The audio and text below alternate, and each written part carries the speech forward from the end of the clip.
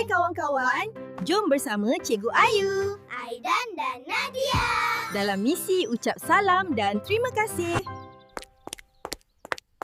Assalamualaikum Cikgu Ayu. Selamat pagi. Waalaikumsalam Aidan. Bagusnya anak murid cikgu ni. Hai Nadia. Assalamualaikum. Waalaikumsalam Aidan. Awal awak sampai.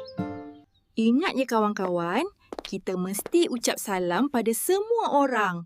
Barulah sopan. Aduh, mana pula warna biru ni pergi? Tadi ada dekat sini. Puas saya cari tak jumpa pun. Aidan, kenapa ni? Awak nampak macam pening je cari barang. Saya tengah cari pensel warna biru lah Nadia.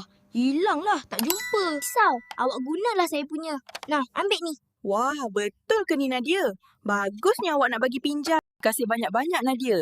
Nanti dah siap, saya pulangkan balik ya. Sama-sama Aidan. Gunalah sampai siap. Bagus Nadia. Cikgu nampak awak tolong kawan tadi. Itu namanya sikap empati. Terima kasih Cikgu.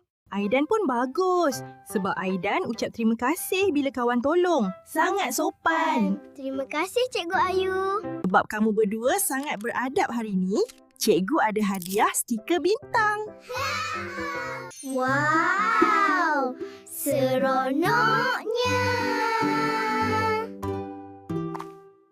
Kawan-kawan, jom jadi sopan sama-sama. Jumpa lagi kawan-kawan. Bye-bye.